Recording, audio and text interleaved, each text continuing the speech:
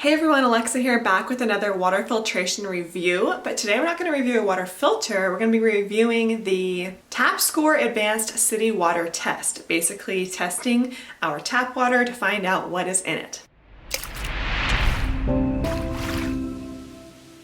So this test is done by a company called SimpleLab. The testing service is called TapScore, and it is the Advanced City Water Test. This city water test is best for people who want to test their tap water from home, mail it in, and get your results, and get almost a complete picture of what's in your tap water. So first I'm going to tell you about the TapScore water test, what it involves, how much it is, and then I'm going to show you me actually testing our water.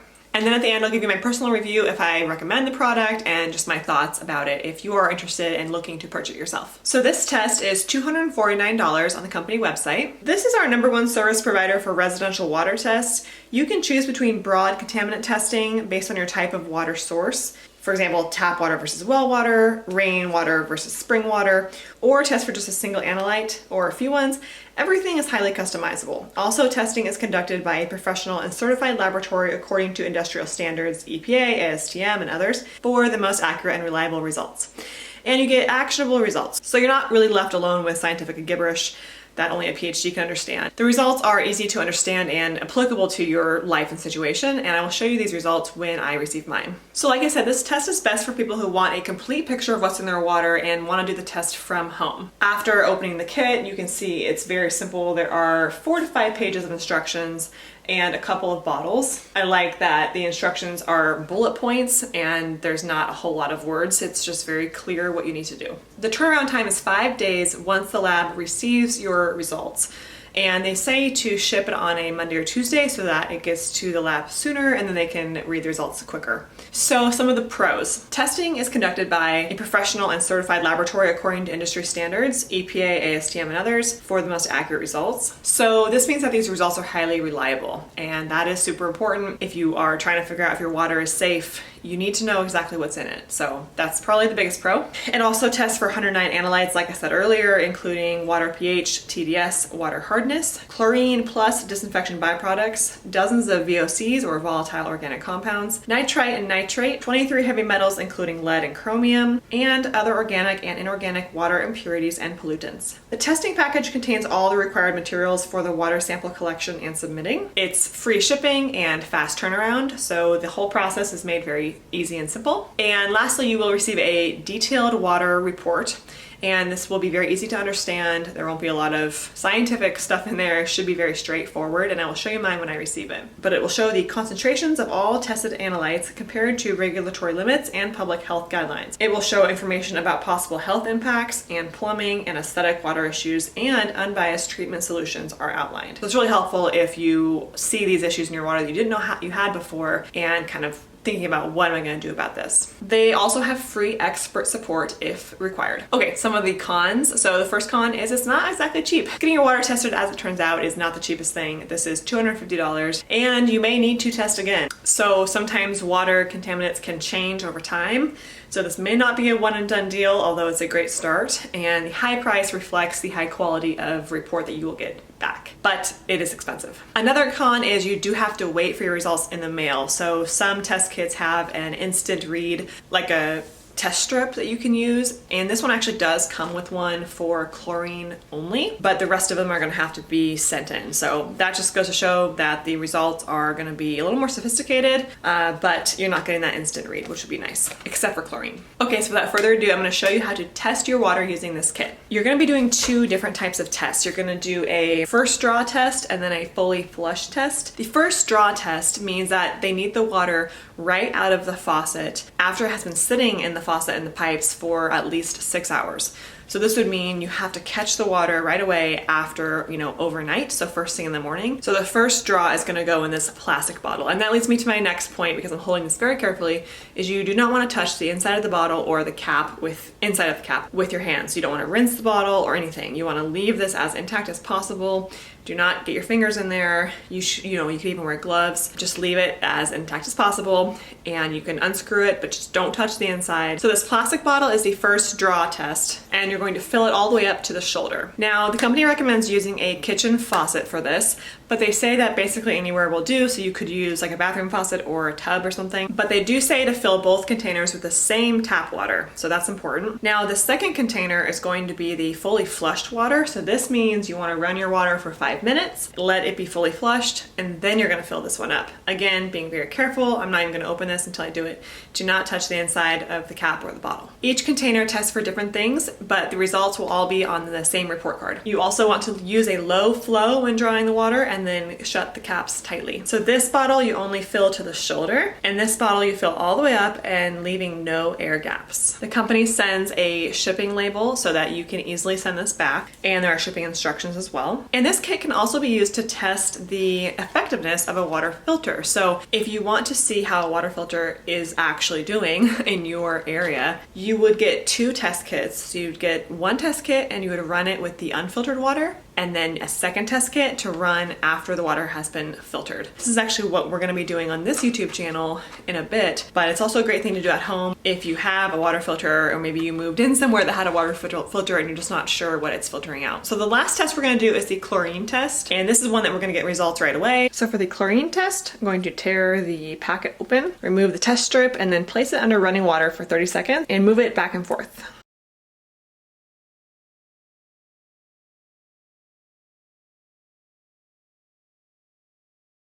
Okay, I don't know how well you'll be able to see this, but basically they have this chart here and we're going to compare the results. So on the left is the total chlorine and on the right is the free chlorine. I would put our total chlorine about in between 0.5 and 1, which means optimal to good. And then I would put our free chlorine to about a 2, which means not optimal. Water may develop an unpleasant bleach-like taste and odor. For the purpose of drinking water, free chlorine is what matters most. The acceptable range of free chlorine is between 0.2 and 0.4, and it looks like mine is about a 2. Which is definitely good to know because this is why we need to have a filter. I'm going to take a picture of this test result and upload it on the online portal. After you've read all the instructions and you've gotten all the samples, you can make an account online and upload your chlorine photo there. This is also where you will see your lab results when they're finished.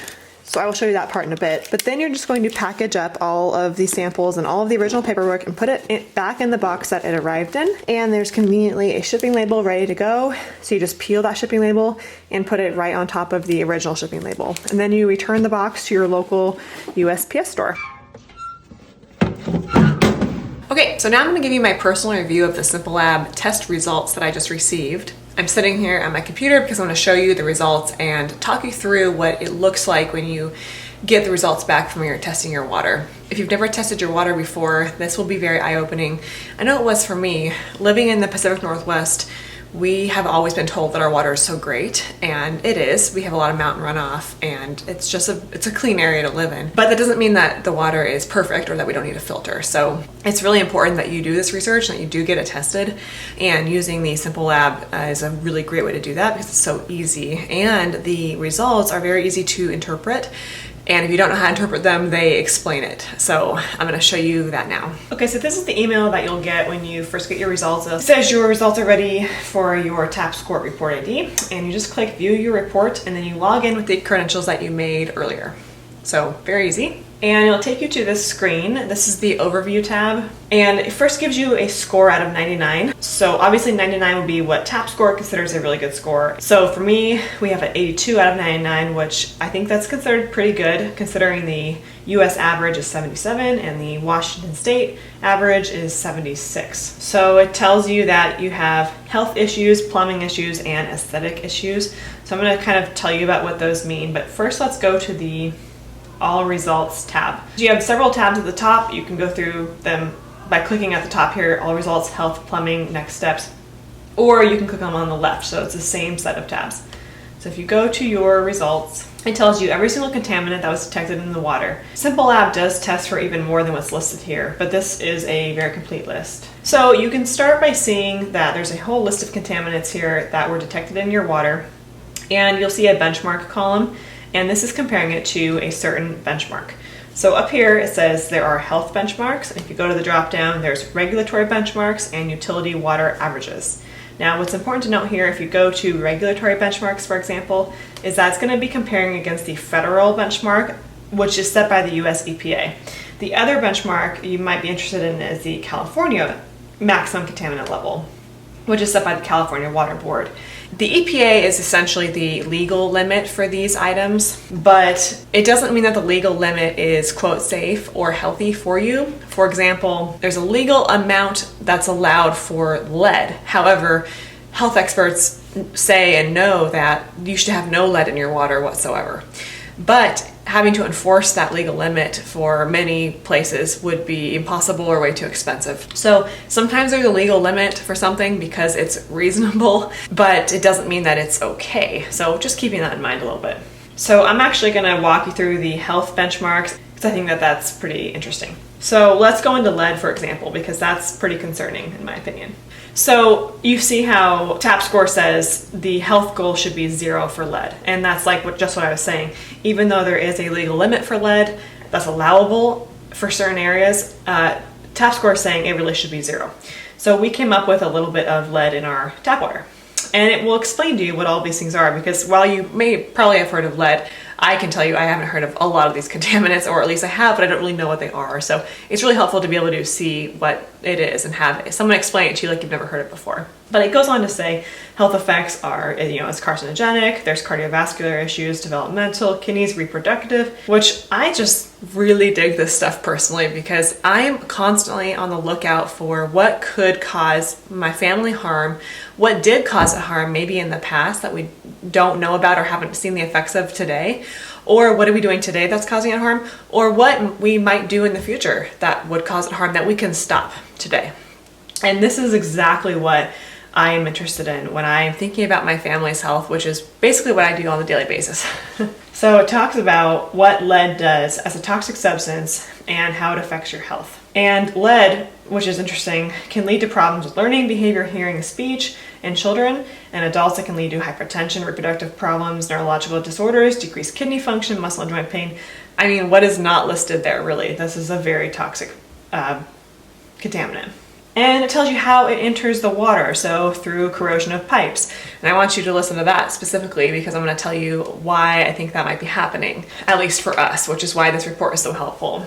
And it tells you that it has no taste or odor or color in the drinking water. So I just think that's a very helpful summary. I would have Googled that and found it in way more time than what it took me to just click on that. So you can go into all of these contaminants listed here and read just like I did about lead, which I think is incredibly helpful. The orange color grabs your attention because it's kind of a red flag. However, it's not red. I don't have any red. I'm assuming a red color would mean danger, your level is way too high, you have to do something, but I didn't get any of that. So orange is the worst color that I got, luckily. Everything else is blue for me, which is good, or 0, which is great. The other thing to realize about the regulatory standards is that, like I said, first of all, they're only telling you what's enforceable, not necessarily what's best for your health. But second of all, there's not even a standard out there for many of these contaminants, one of which is PFAS or PFAs.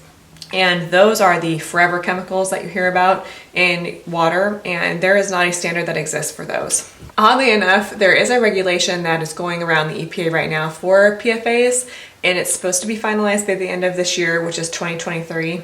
And just my quick Google search of it says that if implemented, the rule will prevent thousands of deaths and reduce tens of thousands of serious PFAs attributable illness, which is very scary. The fact that that doesn't exist yet. I don't mean to get skeptical here, but point being, just because a regulatory agency says something is within a limit or enforceable doesn't mean that it is good for you. So it's very important to do your own research and understand what's going in your drinking water, what you're eating, and that goes for everything in your environment and the toxins that you might be exposed to. Anyway, this is something I'm personally passionate about, so I'm going to have to hold my tongue on a lot of it.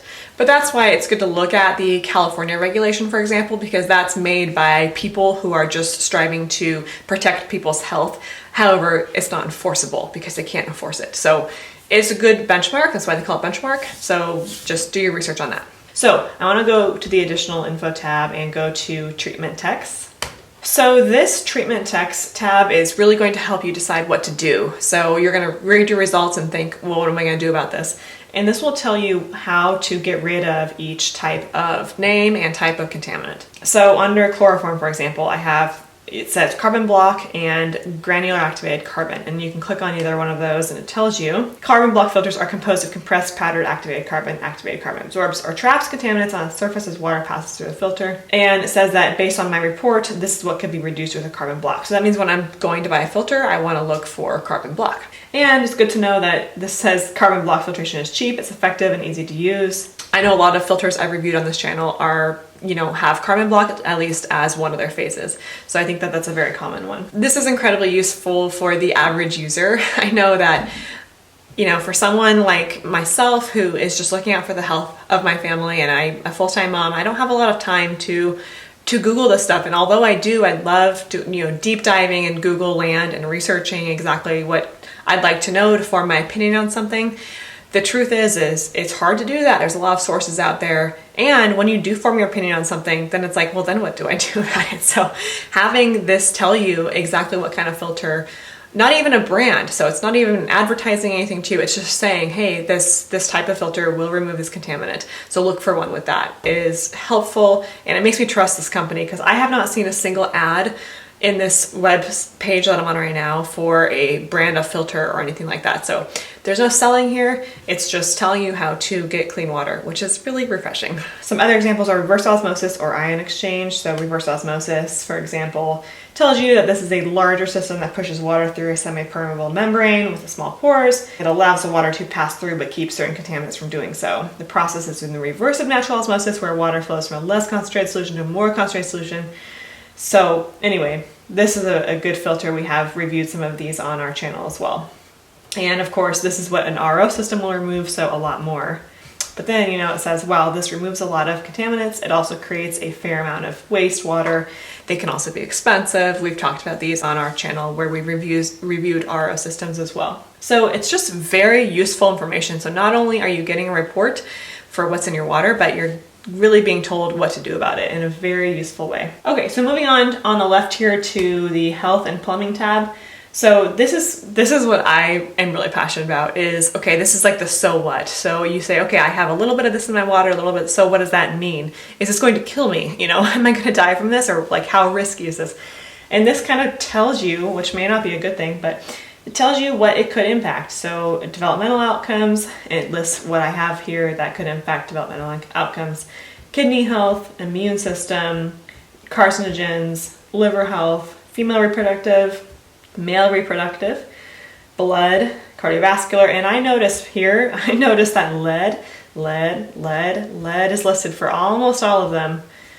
So for me, lead is concerning because that's what's on my report. And you might see a pattern like that on yours. So the plumbing tab, so it tells you about the corrosivity of your water. So this is actually very interesting. I told you to remember the fact that I had lead in my water, which you can't forget because I keep talking about it.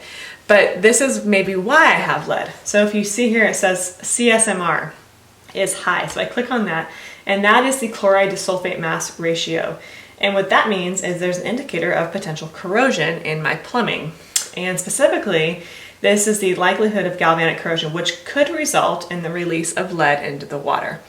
Well, that makes a lot of sense, doesn't it? So I see that and I think, okay, not only can I buy a filter to get the lead out, but I can also think about fixing the plumbing because maybe it's just old and maybe there is some corrosion. And that would prevent lead from getting in the water in the first place. So if lead was my only issue and I didn't want to invest in filters the rest of my life, I could invest in plumbing and maybe that could fix it. You could retest after you fix the plumbing.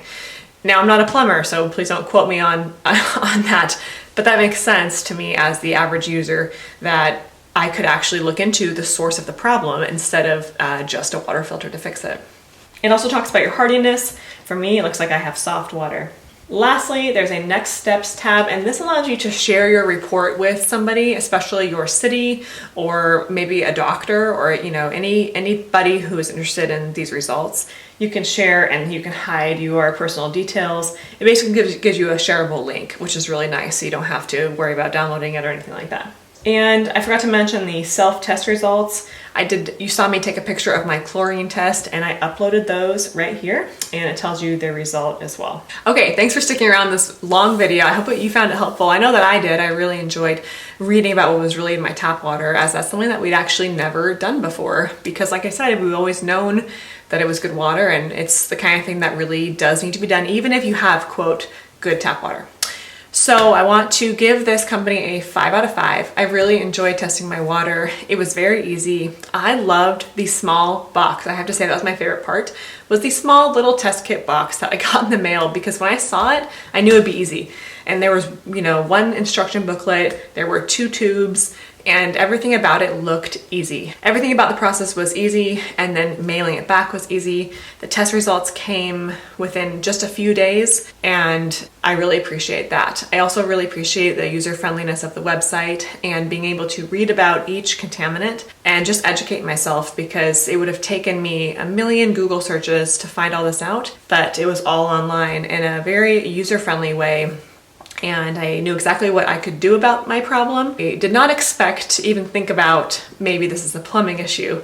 I did expect to think, well, what filter would be best for me? But I also now know maybe I could just fix the plumbing.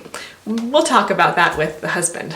But anyway, so I would highly recommend this water filter test kit. We will leave a link below in the description to purchase a test kit that is right for you if you want to go check it out on their website. All right, well, thank you so much for watching this video. Don't forget to hit the subscribe button for more BOS water filtration content and reviews.